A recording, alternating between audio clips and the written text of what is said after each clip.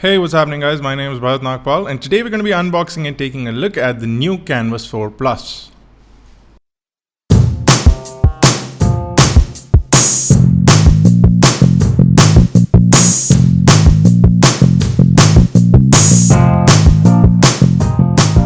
So this is the box of the Canvas 4 Plus. On the box you can see the device is quite slim looking, and these are the specifications. A quick look at them at least: a 1.7 GHz octa-core processor and an HD AMOLED display.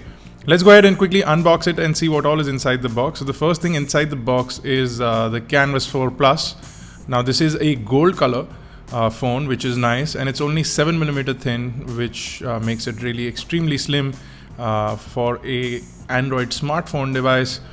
Going further inside the box, the first thing that you will see are the earphones. Now the earphones are also quite identical to Apple's EarPods, the design and overall look and feel. You also have a standard 3.5mm headphone jack, along with an inline microphone and a push button to send and end calls. Let's put these to the side. Let's go further in and see what else we have. This appears to be a standard USB and micro USB cable for charging, for data syncing, for copying your pictures, etc. So basically a standard USB cable, and this is going to be a standard wall charger.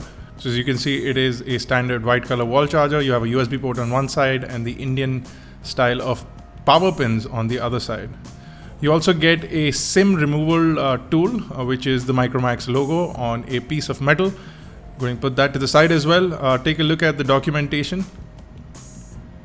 You get a sort of a card that tells you that you can go to mymicromax.com to download wallpapers and music, etc. You also get a user guide, SAR information, and if we take a quick look at that, you can see that 0.68 per kilogram and 0.61 per kilogram for body as well as head. Then you also get a warranty certificate. Make sure to get that stamped when you buy the device. You also get a screen protector inside the box, which is a good thing. So that's everything from the box. Let's go ahead and take a look at the device itself now. I'm going to toss the box to the side and take a quick look at the Canvas 4 Plus. Let's get it out of the plastic over here. Lots of stickers on the back and extremely slim profile. Feels really good in the hand. You have a lot of metal. I wonder if it bends just like the iPhone does. It seems to be really flexible. In fact, I feel like I have actually bent it. If I don't know if you guys can see that, but it's actually bent next to the volume rocker. The metal has come out, and that was really easy. I didn't even apply a lot of pressure on it, and it seems to have come out. Let me see if I can pop it back into place. So it seems to bend really easily, guys. So do not run bend tests on this particular device. You'll end up ruining your phone.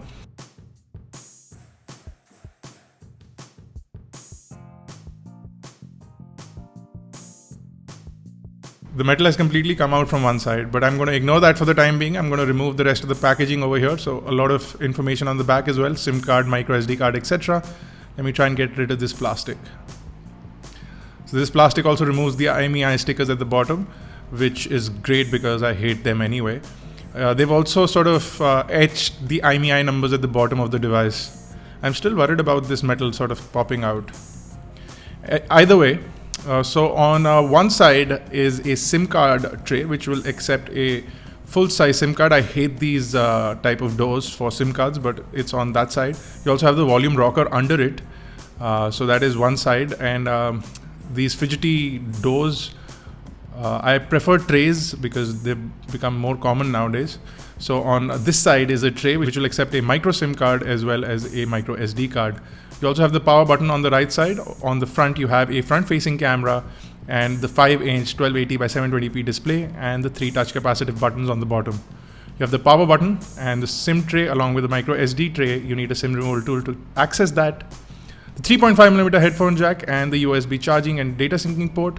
The volume rocker, the SIM 2 door over here. I do not like this a lot, and hopefully you guys won't use it too much because it feels like it's going to break easily. On the back you have this gold color metal back, which, as you saw earlier, bends easily, and you also have a 13 megapixel camera on the back of the device. this metal bit has popped out completely and it refuses to go back in. So I'm going to quickly run through setup and show you what the device looks like. As you can see, this also comes with the quick look application that you saw on the Canvas Nitro. So it's almost like Blink Feed, and it comes preloaded on the device, which may not be a nice thing actually. I personally prefer that I select what applications are loaded on these devices, because it's not a proprietary app and it's a third-party application, which might slow down the interface. You also get a bunch of bloatware here. I can see Book My Show application, Games Club, Get It application. All these applications that come preloaded and are not going to be easy to uninstall. You also get an FM radio, the phone application. You have Opera Mini browser. So a bunch of unwanted applications are on this. You also get Phone Clay, which gives you these widgets and tiles. So Micromax, in their usual sense, has sort of updated this with a lot of bloatware, which may not be appreciated by a lot of people. The bottom left button appears to be a multitasking button, but is actually a menu button. And to pull up the multitasking interface, you have to long press that button. The device is powered by a MediaTek 1.7 GHz octa-core chipset. You get 1 GB of RAM and 16 GB of storage. The front camera is a 5 megapixel camera, and you get a 2000 mAh battery, which is great. The device does run Android 4.4.2 out of the box, and hopefully we'll see an update to Lollipop, but knowing Micromax's history, we'd not put our money on it. You can put in a 32 GB micro SD card to expand the storage to carry more music, applications, etc. If you so choose to do that. And in our final review, we'll also see if the applications can be transferred to the micro SD card. For now, let's load up the browser and see what it looks like. So it seems to be a bit of a lag in loading up websites. In fact, our mobile website, which usually opens up really quickly, takes a fairly long time to open up on this, which means that the browser is not the best that we've seen for the device. There is Google Chrome on the device as well, so you should try using that as opposed to what is called a browser. It also appears that auto rotation is turned off. I'm going to quickly enable auto rotation so that we can see what it looks like in landscape mode. So I switched to the full website and no longer in the mobile mode. And you can see that text is exceptionally crisp, and viewing angles seem to be really good on this display. Thanks to it being an AMOLED display. The colors are really vivid and vibrant. Let's go on ahead and play a video from YouTube and see what that is like. Internet seems to be really sketchy on this, and it's taking a fairly long time to buffer up things. Even though we are right next to our wireless router, it seems to be really slow in sort of accessing the internet. We're going to check this thoroughly for the final review.